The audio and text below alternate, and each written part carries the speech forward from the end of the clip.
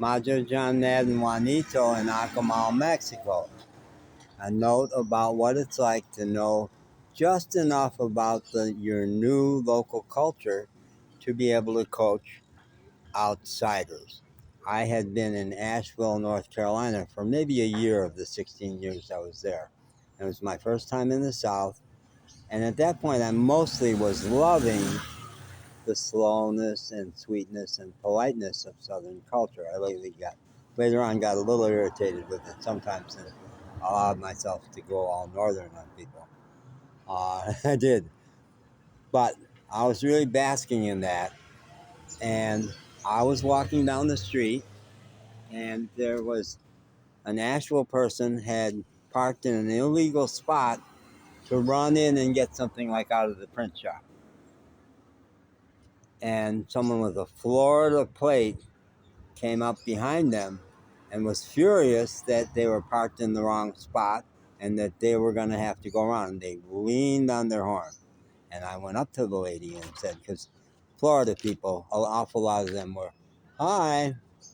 An awful lot of them were transplanted New Yorkers, and they were just as rude and hurried as New Yorkers.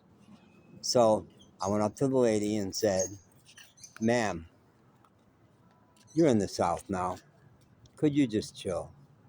And she went absolutely apoplectic, and it was very satisfying. So my little Mexico Acamal variation of that was there were a couple of gringos. I knew they were gringos because they were fussing trying to get within a foot of the curb, and the locals will park 4 or 6 feet away from the curb. So I knew right away, and from the car, that they were expats or tourists or something like that. So they were fussing trying to get in right next to the curb when the gas man, the guy in the big truck delivering big tanks of gas, comes along, and he kind of wanted to be in here to deliver the gas can. Well, they were completely oblivious of him beeping and yelling to them. They just kept fussing with their parking spot. So I went up to them and said, hi, do you understand that that man over there is beeping because he's trying to deliver gas here and you're in his fucking way? I didn't say fucking.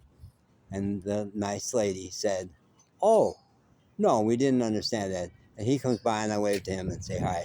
I said, never mind, he's just going to stay out there because clearly you weren't understanding him. And he didn't take it hard, he just adapted to it.